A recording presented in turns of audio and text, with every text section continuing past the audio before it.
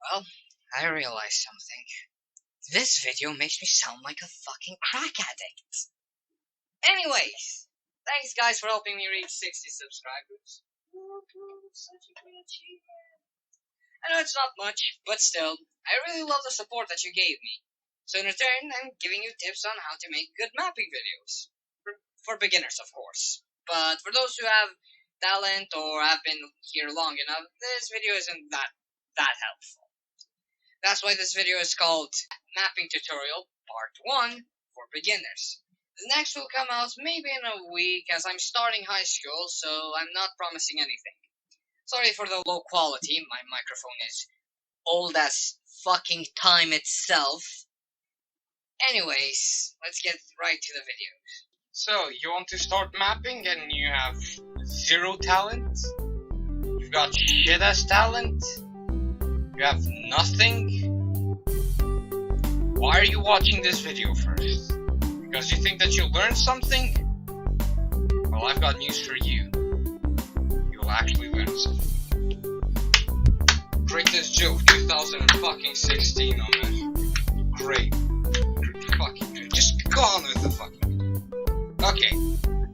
My first tip, and this is actually the beginning of the video, is disable antialiasing.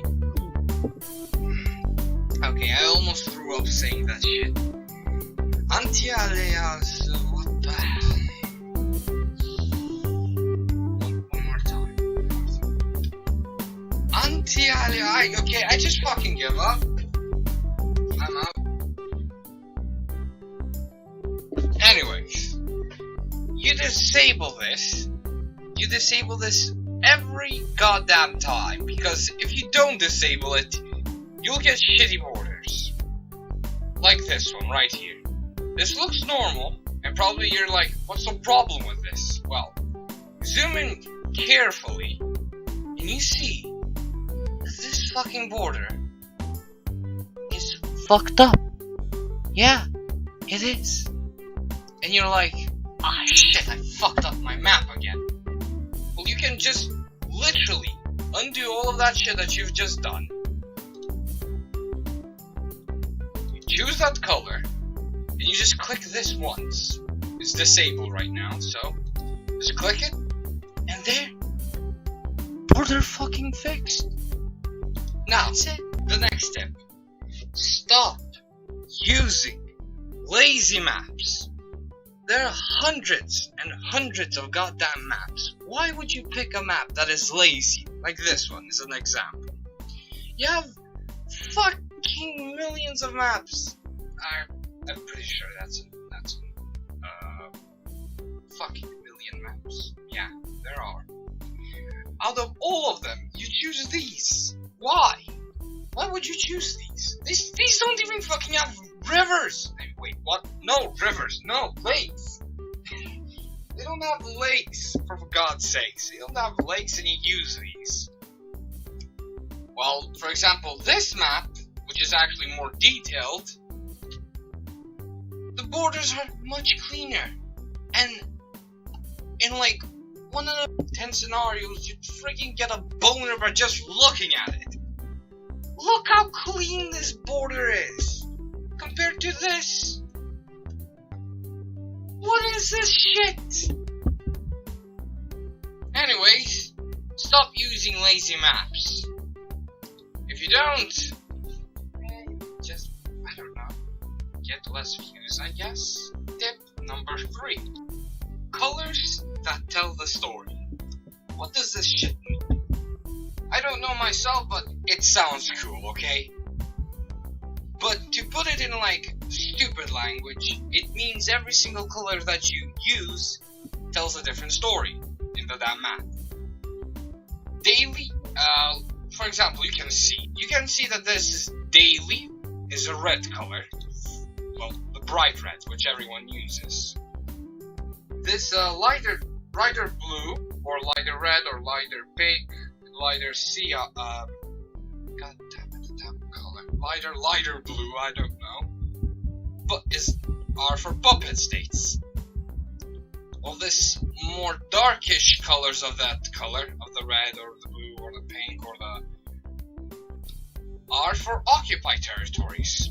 Here, as you can see, this is daily, this is occupied, and the last color that you used, which is an even darker shade of your dark red, which is to signify the country that is fighting against. As you see here, Austria, this is not accurate, but this is an example. Austria is a puppet state of Germany, and Germany declared war on Poland. This is daily, or weekly if you want to make it. It's red, right? Well, this is a darker shade of red. So, that's tip number 3, which is colors that tell the story. Tip number 4. No, wait, 5. Fuck, I lost count. Anyways, knowing mountains and plains as well as rivers. This is basically a no-brainer, as, well, if you know geography of Europe or any other continent in the world, you know that some things can't go like you think they can. For example, an invasion of the Balkans. It won't just go singular direction, just like from here all the way down, even though that's basically what happened in World War II. You get the point. Mountains, rivers, and plains do play a role in everything. Mountains tell that it will be harder to cross, while plains tell that it's much easier to cross. Well, rivers are basically barriers or walls, basically walls, to be honest. Other than that, this is basically tip 4.4 or 5. Okay, now we move on to something that even pro mappers have a tough time with, which are layers. Why do layers even play a role in mapping? Well, as you can see here, I created Hungary, which is normal, to an old version of Hungary, which is during World War II. Some call it Greater Hungary. How do you make this? Well, it's simple, really. You take this photo of Greater Hungary from World War II ethnic map. I use this. It's much more detailed. And then I have another picture of Hungary that I want to change it to this. So, I grab it with this tool. What's its name? Rectangular selector. Okay. You use this, you copy, you select a new layer, you paste it. After you're done pasting, you move it towards here, to where the other Hungary is. You click on this. Properties. Fuck, my English is bad today. Lower it to where you can see the other Hungary. I'd say lower it to 100 or even more, somewhere between 120. This will be good. Now, you can't just start, you need to see the Hungarian border first. So I'm just trying to place it where it actually should be. So, I'd probably skip this part, but no, you need to freaking learn this shit, because if you don't, you'll get bad borders.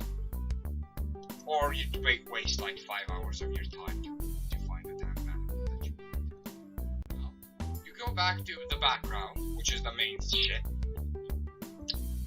You take your brush, you select the damn color of your borders. And another tip, this is like a side tip, you need to know how thick your borders are. For example, you just place your mouse right here and just lower the brush size. And you see, it's basically a 2. Some maps have a 1 and some maps have a bigger one like 5, or even, I've seen bigger ones that have 7, but those are more detailed ones. So, you go back to layer 2, you just enable it again, and then you just trace the outlines in your background, basically your main layer. After you're done with this, you can move on to the next step, but you'll have to withstand this shit. I just remembered what a pain it is just to outline some things in this map.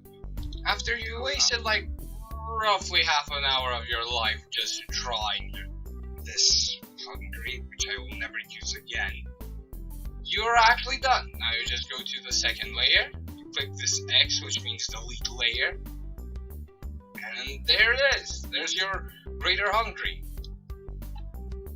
From just by layers, just by tip number 7, right? 7. Yes, tip 7.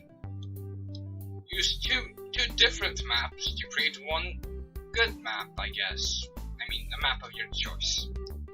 Am I proud of this? No. And this is the last tip. This is like a mini tip for people who don't use maps just like mine, just like this one.